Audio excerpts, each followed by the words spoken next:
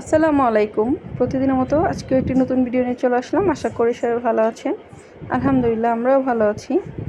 আজকে হচ্ছে আমার পরীক্ষা আছে। আমার এত দেরি হয়ে গেছে ঘুম থেকে উঠতে, মানে 9:30টার পরে ঘুম থেকে উঠছি। তো এজন্য আমি খুব তাড়াহুড়া করতেছি। মানে আনাসের খাবারটা আগে বসাই দিছি।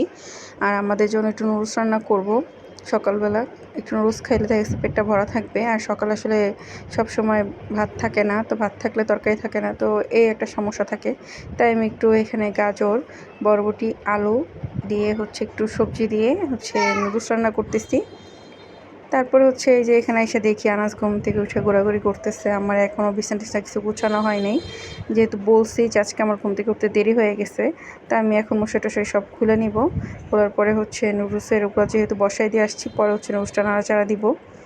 তো এখানে হচ্ছে ডিম ভেঙে নুডলসটা নাড়াচাড়া দিচ্ছিলাম। মানে আমি হচ্ছে সবজিগুলো চুলায় রেখে হচ্ছে আমি দ্রুত গেছি। তো আমার নুডলসটা প্রায় হয়ে গেছে। তো ইমু বাসায় আসছে, তো ইমুকে হচ্ছে পান্তা ভাত মাখাই দিছি। পুঁইশাকের তরকারি ছিল আগের দিনের, সেটাতে পান্তা ভাত মাখাই দিছি। আর আমি হচ্ছে নুডলস খাই নেব। তারপর একটু চাও বসাইছি। আমি খুব দ্রুত করতেছি আসলে, আজকে আমার মনেই হইতেছিল যে এতে দেরি হয়ে যাবে। তা ইমুকে বলতেছিলাম, রাগারাগি করতেছি যে তাড়াতাড়ি করো তাড়াতাড়ি করো। তো এই যে ইমু আর আনাস হচ্ছে এখানে রেডি হয়েছে। তো আনাস সানগ্লাস পরছে, আর বাবার দেখা দেখি পরে হচ্ছে ও, মানে ইমু বলছে ছবি তুলি, ও তুলবে না। পরে হচ্ছে সন্ধ্যায় বাসায় আসছি। বাসায় এসে এই যে বিছনা টিছনা সব গুছাইছি। আবার গোছানোর পরে হচ্ছে আরও যা যা ঘরের কাজ আছে এই বোতলগুলো সব ভরতে হবে।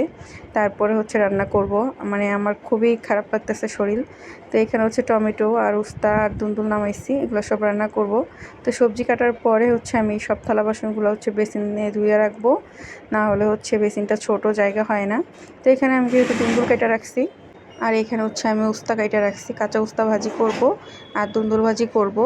তো আর টমেটোর চাটনি করব, এগুলো সব হচ্ছে কাইটা কুইটা রেডি করে রাখছি।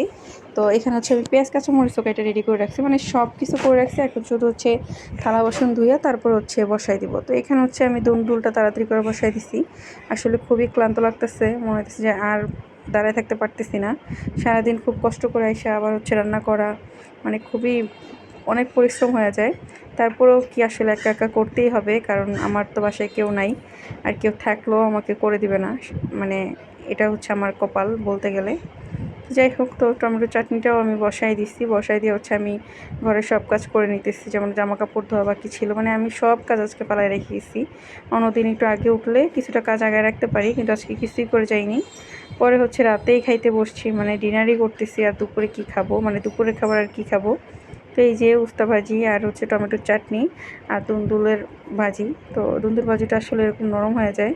পরে হচ্ছে ইমু রাত্রে একটু স্যুপ রান্না করছে। আমার যে দেখতেছে যে খুবই মানে টায়ার্ড অবস্থা, মানে খুবই ক্লান্ত হয়ে গেছি আমি, আর হচ্ছে বিছনা থেকে উঠতে পারতেছি না।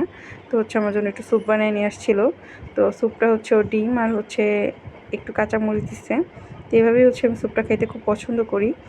তো যাই হোক, আজকের মতো ভিডিওটা এই পর্যন্তই। সবাই ভালো থাকবেন, সুস্থ থাকবেন। আল্লাহ হাফেজ।